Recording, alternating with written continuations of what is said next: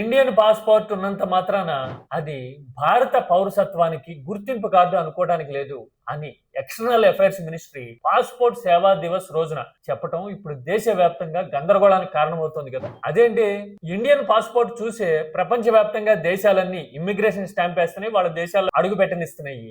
ఆ తర్వాత ఏ దేశం వీసా కావాలన్నా గానీ basis and bench mark Indian passport కదా. మరి ప్రపంచం అంతా గుర్తిస్తుంది కానీ మన దేశంలో పాస్పోర్ట్ ని మనమే గుర్తించుకోవట్లేదా అని మాట్లాడుతూ ఉన్నారు కదా చాలా మంది. కారణం ఏంటి, ఇంత గందరగోళం ఎందుకు వచ్చింది, దీని వెనక రాజకీయం ఏంటి తెలియాలంటే రెండు విషయాలు అర్థం కావాలి. ఒకటి, ఇండియన్ పౌరసత్వాన్ని ఎలా డిటర్మైన్ చేస్తున్నాము అనేది. రెండోది, ఇంత ఆందోళన ఎందుకు వస్తుంది అనేది. మొదట డిటర్మినేషన్ గురించి మాట్లాడదాం. భారత పౌరసత్వ చట్టం 1955 అని ఒక యాక్ట్ ఉంది, తెలుసా మీకు? అందులో ఎవరు పౌరులు అవుతారు అనే సర్కమ్స్టాన్సెస్ ని, పరిస్థితుల్ని, పరిణామాల్ని అందులో వివరంగా డిస్కస్ చేశారు. ఆ తర్వాత రాజ్యాంగంలో ఆర్టికల్ 5th నుంచి 11th వరకు ఈ పౌరసత్వానికి సంబంధించిన నిబంధనల్ని పొందుపరుచున్నారు. వాటి ప్రకారం ఇండియాలో, యూకేలో ఉన్నట్టో యుఎస్ లో ఉన్నట్టో పౌరసత్వానికి ఒక ప్రత్యేకమైన గుర్తింపు కార్డు ఏమీ లేదు. కాలం మారుతున్న కొద్దీ, టెక్నాలజీ ఎవాల్వ్ అవుతున్న కొద్దీ పాస్పోర్ట్లు ముందు నుంచే ఉన్నాయి, రేషన్ కార్డులు, ఓటర్ ఐడీలు తర్వాత వచ్చినాయి, ఆ తర్వాత ఆధార్ లాంటివి వచ్చినాయి, పాన్ లాంటివి వచ్చినాయి కదా.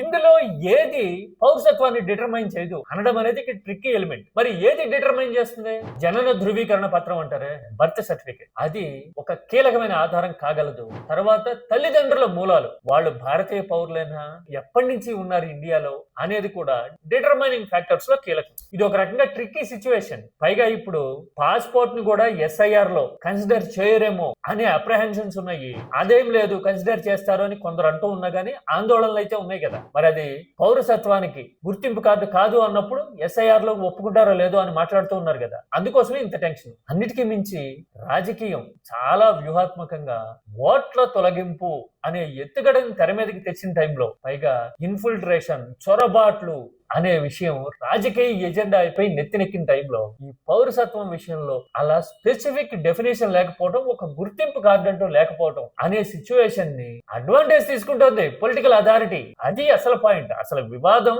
ఆందోళన అక్కడే వస్తా ఉన్నాయి. అందుకోసమే ఇలాంటి విషయాల్లో క్లారిటీ రావాలంటే సుప్రీంకోర్టు లాంటి అడ్జుడికేటింగ్ బాడీస్ గతంలో ఏం చెప్పినాయి అనేది తెలుసుకోవాలా. ఇప్పుడు కూడా ఇంత గందరగోళం ఉన్న టైంలో సుప్రీంకోర్టు రూలింగ్ లాంటిది స్పెసిఫిక్ గా, స్థిరంగా, శాశ్వతంగా ఉండేలాగా ఇస్తే బాగుంటుంది అనేది చాలా మంది ఒపీనియన్. మీరైతే ఏమంటారు? పాస్పోర్ట్ కూడా పౌరసత్వానికి గుర్తింపు కార్డు కాదు ఇండియాలో అనే మాటని ఎలా అర్థం చేసుకోవాలి? ఎంత రాజకీయం ఉంది దీని వెనక కదా.